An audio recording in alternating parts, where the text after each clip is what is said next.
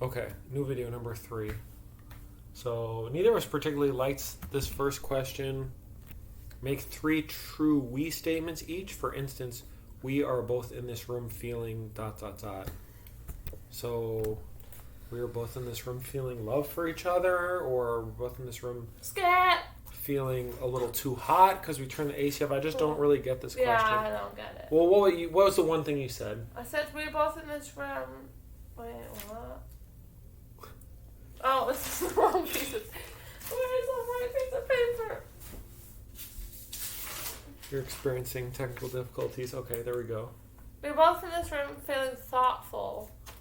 Aw, that's cute. But yeah, it's a stupid one. So we're gonna skip that. Complete this sentence. I wish I had someone with whom I could share ... So who should go first? Alright, I'll go first. I wish I had more parent friends who I could share the experience of parenting with and get to know each other's kids and offer each other support. So, I don't know. It's just, it's kind of sad that Mara's whole life I haven't really had any other parents as friends. I mean, here and there a little bit as I've traveled around, but nobody, no like true friends, just people I was acquainted with. So yeah, that's what I wish I could share is, share parenting life with another family. And, ideally I'm friends with mom and dad, and Mara's friends with the kids, and, we could hang out and do family stuff together. So that's mine. So That's a really good one, babe. I said I wish I had someone that I could share my struggles with mental illness with, and open up to about my chronic disease. I don't know, there's, just like people that have like really been through the depths of like depression and like anorexia, and can 100% relate. It's really hard to find people that can completely understand. And just like people who like have like a chronic disease, like from an outer perspective, you can be supportive and all, but until you're there, you don't really know. So, I don't know. Well, I hope we both find what we're looking for. Okay, if you were going to become a close friend with your partner, please share what would be important for him or her to know. This one's kind of like, I know you're supposed to go first, but I didn't really put it. I said we're already close friends, so whatever she wants to know, I'll tell her. Oh. Well, I wrote this like hypothetically, like as though we just met. Aw, that's cute. Okay, that's more creative than... I don't know, I feel like, yeah, I don't know, like I did, some of these questions I answered in a hypothetical circumstance, like we just met. So right. I said, it would be important for me that, what's the question? If you're going to become a close friend with your partner, please share. Like if I was going to become a friend with a partner, I'd want them to know that I find like prejudiced racist humor hugely offensive, and I'm hugely offended by remarks concerning my appearance that may be taken like too personally, It's a good thing you're so beautiful, but even if you weren't... Well, you wouldn't be dating me if I wasn't. I guess not. But I also wouldn't if you didn't have all these other amazing qualities. And you're beautiful. Let's see. Tell your partner what you like about them. Be very honest this time. What do you mean this time? We're very honest all the time. Is that what I'm answering? Be very honest. Yeah. Be very honest this time, saying things you might not say to someone you've just met. I mean, we have just met, so, but yeah, I know what you mean, question. Sorry, I'm talking to the question. I understand. Okay, go. I really love how passionate you are both with me and, in general, which I think I touched on a little earlier in terms of like passionate about stuff you're interested in. But I really love how passionate you are as well in our relationship and in other matters. And I really appreciate your gentleness. I've never been someone that can be so gentle, but also like protective and fierce when necessary. Your gentleness and tenderness is very warming and makes me very emotional just talking about it. And I really like appreciate your slowness to some things. Some things are just a little too sped up, like in all areas of life, whether it's, I don't know, and just like how you can be like slow, like in areas like, I mean, both conversation, we can have a slow conversation and not rush things, to intimacy, to just enjoying things and stuff. And I really love your openness. You're not closed off to me talking about things, and just how open you've been with me up until this point. It's very beautiful, and I appreciate the vulnerability in that. And lastly, just your calm. I know that you have your own struggles and inner battles and all of that, but you bring me a lot of calm, and you're calming to be around. Aw. Thanks, that's so sweet. Your answer's so much better than mine. I don't know, I just wrote it. It's okay. Yeah. I just wrote, I've answered this a few times, but I'll keep answering it every day as situations for praise arise. That's cute, every day. Yeah, as situations for praise arise, I want to praise you, but since your answer's so much better, I can't just leave it at that. No, but mean, he I does feel say like a lot of stuff to me off camera. Yeah. I'm Now you're okay. making it even worse. You're like, hey, he never compliments me. No.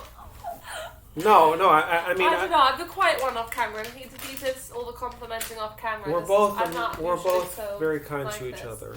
No, it's no, you are. Don't take credit for it. Oh, okay. Yeah, no, I mean, I like the openness and the honesty and the sweetness and like the good heart, and It's okay. I'm not offended that you don't have an answer.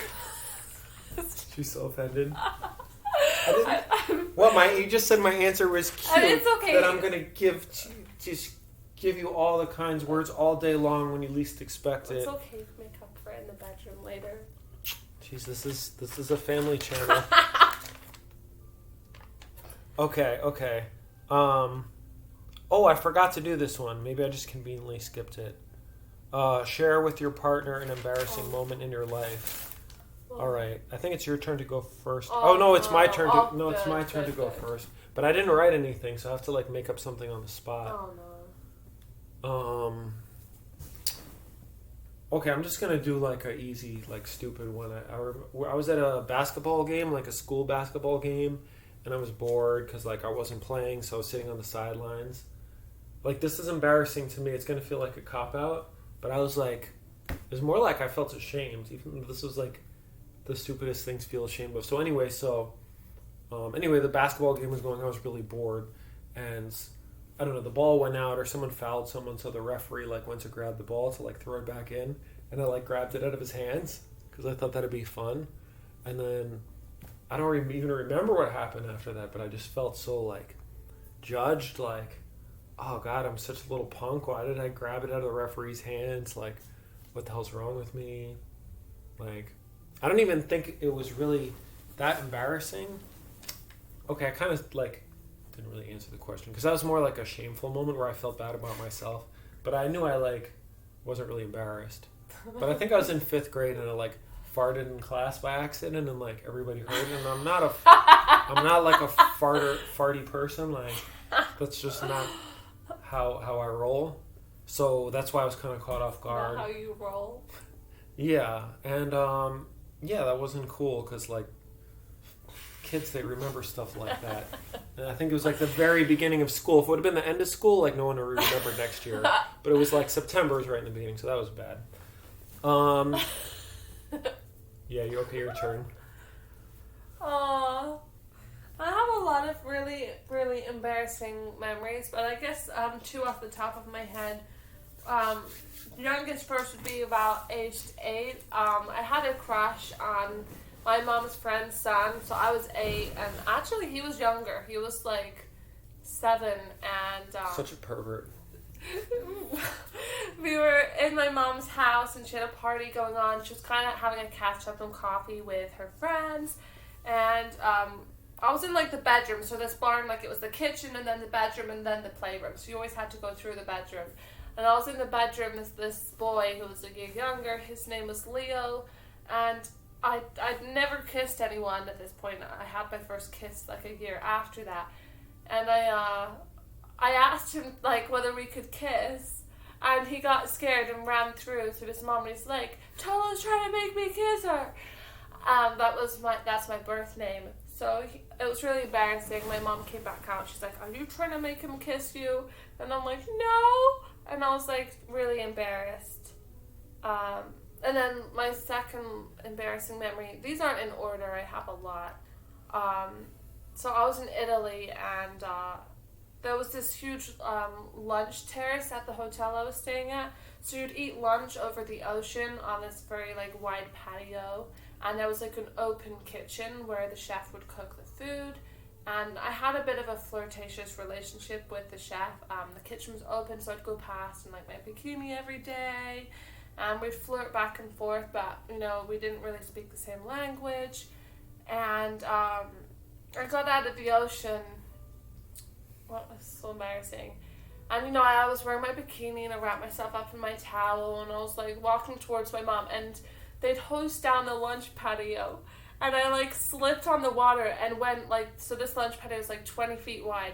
And I slid like on my ass the entire 20 feet from one side all the way to the other.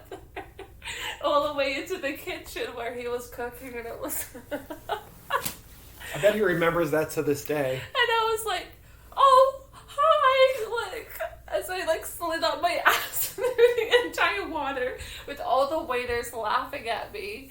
And he's like, "Are you okay?" And I'm like, "Yeah." And he's like, "Ciao," and like blows kisses, and I'm just like so embarrassed. Aw. So that was hugely, hugely embarrassing. That's pretty cute. I've got many worse embarrassing moments. If someone recorded that, it could be on YouTube. Maybe one of the kitchen staff recorded it, and it's like the biggest watched video in India. I'm talking like the length of your apartment. Like that's how far from I the back slid. door to the front door. That's yeah, crazy. I just went, whoa, like on my ass. Oh man, that's great. And it was so embarrassing. Like, because I'd been like walking past like this every day, like, Trying to strut your stuff. Yeah, like trying to strut my stuff, like, "Hi." And then like he saw me and kind of started winking, and then I just slid the entire 20 feet. I'm like, oh. Yeah, so that was like really, really bad. That one's great. I love it. So bad. Okay, when did you last cry in front of another person and by yourself? I cried by myself 4 days ago. Yeah. I cry a lot, though. And Why? Just rethinking trauma. Aw. Sneeze! Not now, please! And then... Get it out. Better it went back better up out for than some in. reason. Don't hold back. Held in sneezes give you cancer. What? What? You didn't know that? I think that's some bullshit I'll send you a PubMed article about it. Oh. Okay. There's meta studies. Anyway, go on. And the last time, the last person I cried in front of was you when we went to the pier, so a local place to us. And we were sitting on a bench after getting out the water, and I was sitting in between your legs, and I started crying. So yeah, that's the last time I cried in front of someone. Aw. I cried in front of Mara a little bit. I don't think she noticed. I don't remember. I don't think we were watching something. You were cooking in the kitchen, and you were seeing her cooking food with the olive oil, and you started crying. Yeah, that's right. Yeah, that's right. I wasn't there, but that's what you told me. Oh, that's crazy. You remember my life better than I remember my life. Yes. Yeah. This was, I don't know, maybe 2 months ago, and It was about 1 month ago. no, it had to be more than a month ago. Oh, okay. Well, you were thinking about her growing up or something, right? Yeah. My friend Gunnar had taught Mara how to make tofu and vegetables. So then she was like, "Oh, I want to make it again," and I'm like, "Oh, I don't have the ingredients." So we called Gunner and like borrowed some onions, and I like went to Trader Joe's, got tofu and soy sauce and all the stuff I was supposed to get. And then she was like, I want to do it. So like she was just cooking, and I was just like in the kitchen watching her. And I feel like mostly when we're together, we're just like interacting. And it's like, you know, because she doesn't see me much. When she's at her mom's, I'm sure she like reads for hours by herself. She does her schoolwork by herself. She like probably watches YouTube by herself. She's probably by herself a lot. But when she's with me, I don't know. I don't see her nearly as often. So I feel like I constantly have to like, you know, watch what she, you know, watch her shows, like read to her, like stuff like that. I mean, I don't really read to her as much because she reads so much to herself, and I read way slower than she can read to herself. But anyway, so I don't know. I was just watching her cook, and I was just kind of imagining, like her as a grown up, and I don't know. She just seemed so grown up all of a sudden. So it was, I don't know. It was just kind of surreal. So I was like tearing up a little, but I don't think she saw me. So I mean, that's the best type of crying to do in front of people when they don't know you're crying. I mean, not really. I guess it's nice to be held, but that shit's hard. And then The last time you cried by yourself. oh yeah, I was reading this this book about North Korea. It's called Nothing to Envy: The Everyday Lives of North Koreans, and it just got really, really sad. Like, just I don't know. I don't want to spoil it if you ever read the book, but this woman's like son, she basically watched her son starve to death and like couldn't do anything about it, and people's, you know, parents and family members were starving to death, and you know, just like the suffering on like the whole country's level, and everyone had to be like in total denial about it and kind of pretends that everything's fine and they're in the best place in the world and they have nothing to envy, like hence the title. And yeah, just certain parts for like 30 pages. I don't think I've ever cried like so frequently since I was a baby. I don't know. My mom said I was a pretty happy baby, but yeah, it was yeah. I never cried so much from a book, but I don't usually cry that much. Like maybe once or twice a year. Sometimes like 5 years in a row I won't cry, but I don't know. I think it's gonna be therapeutic. Tell your partner something that you love about them already. Yeah, I would have meant already. Oh, I think this is like meant for people who just met like those blind dates or whatever. Oh. Like it's not necessarily like a partner exercise. I mean, usually it's like boy girl or like girl or boy or whatever whatever people are into, like that. But it could just be with like two strangers, like two girls or two guys. So. Oh, I'm answering this. Oh, what? I'm answering it too. I'm me first. It's you first? Yeah, because I just ended, so now I begin. And then you do two in a row. Oh. Remember? Layla, what's going on? No. There's something before that, because I wrote... I didn't get anything before that. I got... What's the last cry you had? Oh, okay, never mind. I got very confused. Anyway, I love your kindness and openness and consideration and nurturingness. Because you're so nurturing. You're like every guy's dream. You know, every sweet guy like me wants someone to just be so nurturing and loving. And, you know, you're just like that all the time. Like, all the time. And I've never experienced that before. I mean, a lot of people are like...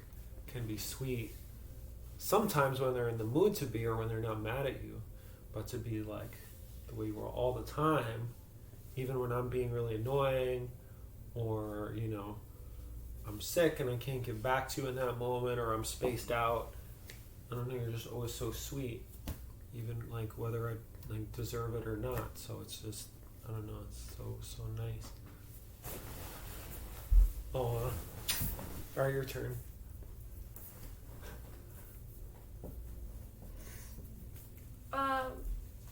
Well, I touched a lot on, You're like, I already did that.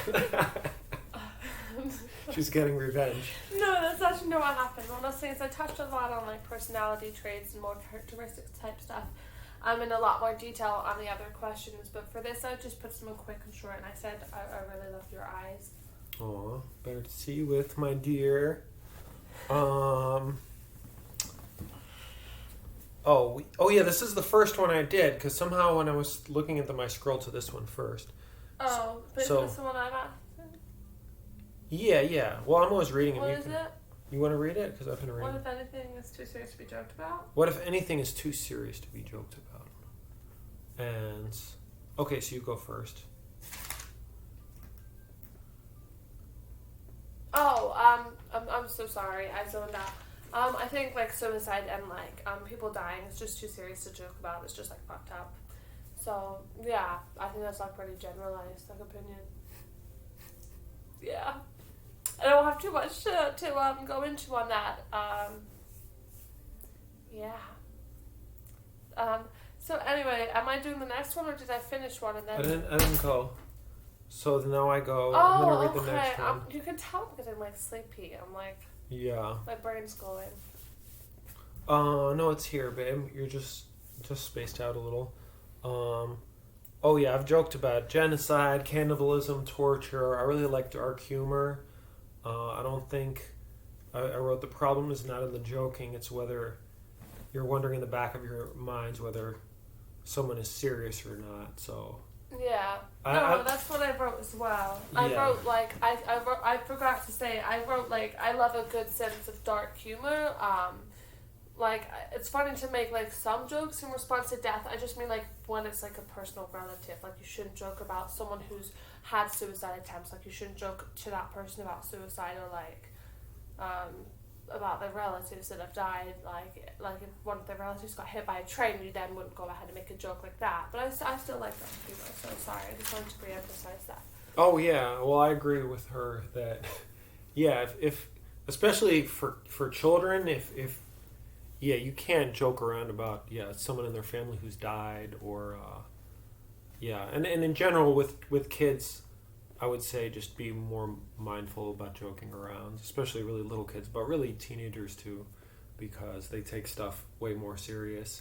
And when you're in a close relationship, you can kind of joke about really dark stuff, like as long as the person knows that you love them from the bottom of your heart and you're not trying to minimize it by joking about it. You're just, I don't know, sometimes laughter helps you heal, but yeah, I don't know. I don't think the joking is the problem as much as like sometimes you just don't trust whether someone's kidding or not. Like a friend of mine was like, "Oh, Tony, I put drugs in your pre-workout," and then I'm like, got really angry and confronted him. He's like, "Oh, dude, I'm just kidding."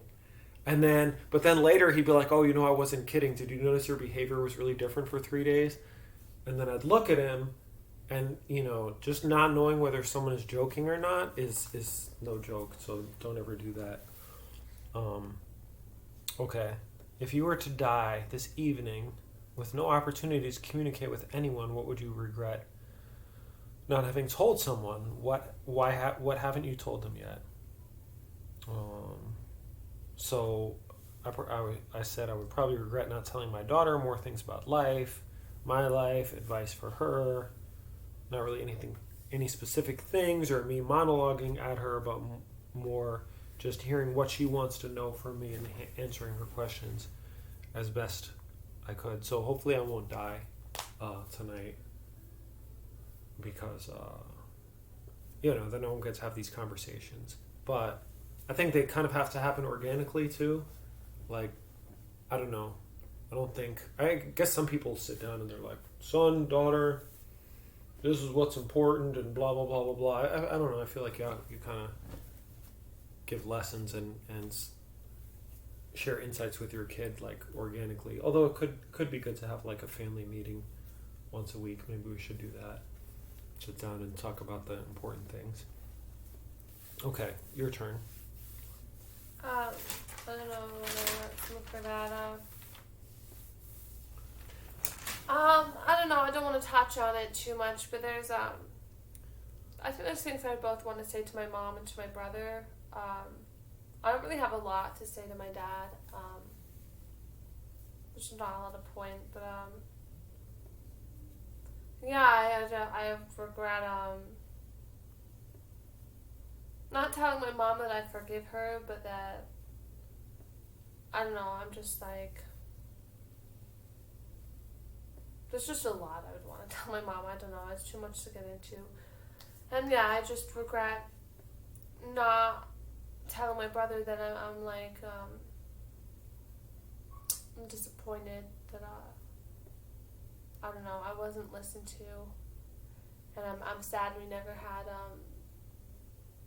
I don't know, the closest bond after, I don't know, after I hit like puberty, like after that point, like, I don't know, it just kind of, we went very distant.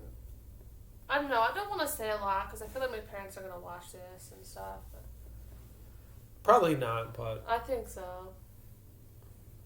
I don't know. I mean, you don't have to share it with them. I won't. I think that my mom subscribed to me though. I don't post on Facebook that I have a YouTube channel. I don't think I don't think people know I have a YouTube channel. I kind of like being incognito and having like 300 followers. But well, you put your YouTube channel link on your Facebook last year. I did? Yeah. I could take it off if you want. want. I don't mind. I don't know. I just like I mean, if they watch this is like 90 minutes in or something, so if they've watched this far, I'm not bothered. You know, everything is said down here. I'm prepared for my family to hear if need be, right? I mean, that's a good policy. Anything you say on the internet, be prepared for it to be found by anyone and everyone. And that's, I don't know. This is not related to the questions, but I feel like it's a good public service announcement, especially for young people. You're in your public service announcement. Anything you post or text can be used against you. You know, for better or worse, you just have a responsibility. And you know, kids growing up today, they're just not used to the fact like, oh my God, I can reach 1 million people. You know, I can reach thousands of people at once, but, you know, it's a responsibility. Anyway, your house containing everything you own catches fire. After saving your loved ones and pets, you have time to safely make a final dash to save one item. What would it be? Why? Oh, is it your go? I think so. Yeah, it's your go because you went. Yeah.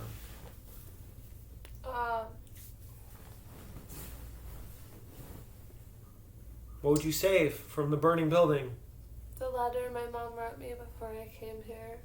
Aw. Yeah, that's it. That's cute. Mine's just my laptop because I got files on there.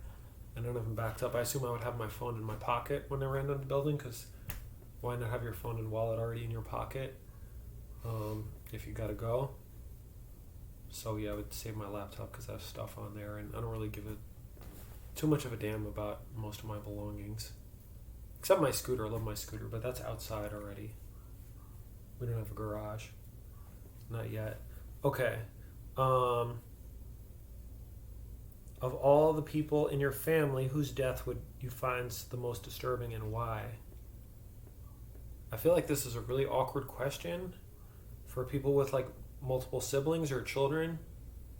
It's like, I guess this is not meant to be put on YouTube. It's meant to like just be shared with a stranger. So I guess in that case it's not. Yeah. But fortunately I only have one daughter, so it would be her obviously. Like yeah, it wouldn't even be close with anyone else. Obviously I love my mother very much and I don't want her to die. I hope she lives to like 150. But I don't know, you gotta choose your kid. Like there's like no other answer. Even if you really love your brother or sister or aunt or uncle, like you gotta choose your kid. So yeah, I would be most disturbed if my daughter died, yeah, obviously. Yeah, I put the exact same answer my daughter did. I don't know, it's not even something I really want to think about. Yeah, okay, let's not think about it.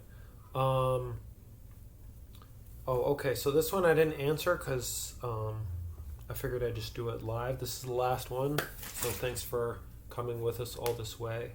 Is share a personal problem and ask your partner's advice on how he or she might handle it. Also, as your partner, I assume it means ask your partner to reflect back to you how you seem to be feeling about the problem you have chosen. This one's kind of like private, I don't know. I guess we could put it on YouTube if we've already come this far. I didn't write anything though, just because I don't know. Just seems kind of like private and intimate. All right, you're ready, so why don't you go? 30. Oh, she also didn't answer this one. Okay, so we got to keep a little mystery, guys. This is like between Layla and me, so. Yeah, I don't know. Yeah. Yeah, I mean, honestly, this is really meant to be between two people. Yeah, this is a Q&A actually designed for couples that are like on the first date. Yeah. Yeah, I don't know.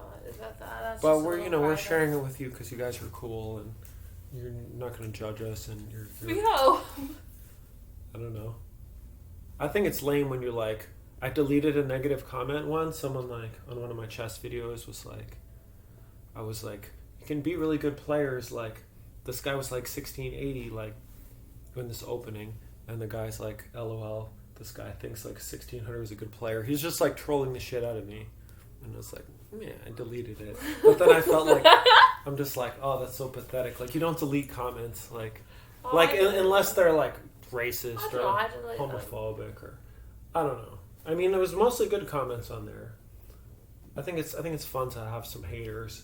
I don't know. You should see the comments on my channel from when I was like 12. I mean, if they're like like horrible. If they're like disgusting perverts or just like scum human beings, you delete them. But if it's just a troll, you gotta engage and you can't be afraid of a troll. But yeah, I don't even want to know about what these. It's a scary time to grow up as a young woman with all these crazy horror show human beings who would normally just be like locked in their mom's house or something, but now with the internet they can just very scary. So stay safe with our channel. Our channel shall protect you. Well, we'll protect you. We'll protect the comment section. But I'm not gonna delete some like haters or someone who's like, I don't know, saying something about my posture or my hair, acne on my forehead. I don't care. But don't be mean. Don't be mean to her especially, ever. Okay. All right. Thanks for watching.